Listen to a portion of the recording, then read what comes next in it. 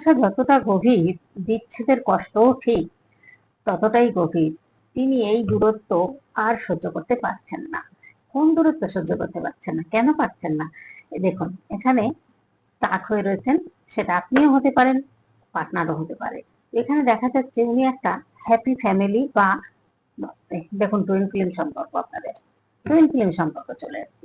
তো এখানে দেখা যাচ্ছে এই একটা সোল, দুটো বডি, এটা হতেই পারে। কষ্ট তো উনিও পাচ্ছেন, আপনিও পাচ্ছেন, দুজনেই পাচ্ছেন না? এখানে আপনাকে দেখছেন ইন্টারেস্টের মতো, আপনি হয়তো খুব ভালো আছেন, আপনার কোনো কষ্ট নেই মনে, এটা মনে করছেন। কিন্তু একটা সময় আপনাকে ছেড়ে যখন চলে গেছিলেন থার্ড পার্টির কাছে, তখন আপনি যথেষ্ট কান্নাকাটি করেছেন, যথেষ্ট কষ্ট পেয়েছেন, রাতের পর রাত ঘুমাননি। আপনার কষ্টটা হয়তো আপনি কাউকে দেখতে দেননি, বুঝতে দেননি, বা নো কন্টাক্টে ছিলেন, উনিও বোঝেননি আপনার কষ্টটা কোথায়। তো এখানে দেখা যাচ্ছে আপনাকে এখন ওয়ার্ল্ডের মতো দেখছেন, ইমপ্রেসের মতো দেখছেন। কারণ কেন? আপনি মেডিটেশন করেছেন। কেউ কেউ আছেন এখানে মেডিটেশন করেছেন এবং কষ্ট পাওয়ার পরে আপনি নিজের গ্রোথের দিকে তাকিয়েছেন, নিজেকে ভালোবাসতে শিখেছেন।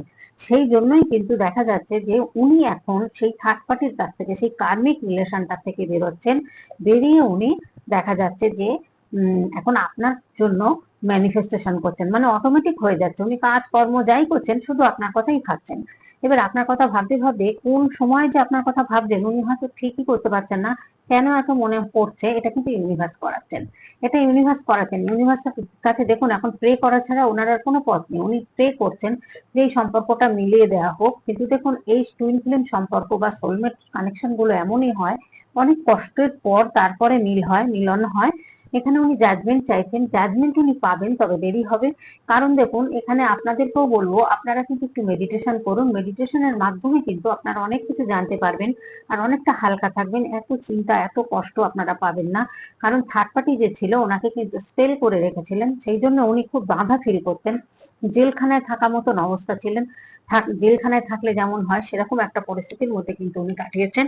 এখানে দেখা যাচ্ছে যে প্রচন্ড ইমোশনাল হয়ে রয়েছেন উনি, প্রচন্ড ইমোশনাল। এবং এবং এখানে এসছে কুইন অফ সোর্স। এখানে দেখা যাচ্ছে কুইন অফ ওয়ান্স, এখানে কুইন অফ সোর্স। দুটো মানুষের মধ্যে কতটা তফাৎ এখানে দেখিয়ে দিয়েছেন।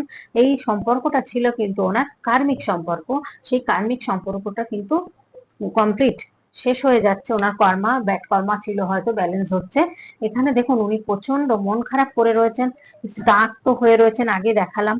উনি প্রচন্ড ইমোশনাল, প্রচন্ড ইমোশনাল হয়ে রয়েছেন আপনার প্রতি। উনি চাইছেন, কিন্তু ইউনিভার্স এই এক্ষুনি হয়তো আপনাদের সাথে মিলটা এই মুহূর্তে হচ্ছে না। ওনার কিছু এখনো হিল বাকি, সেই হিলটা উনি হবেন। কারণ আপনার সাথে মিথ্যা কথা বলেছেন, গোপন করেছেন,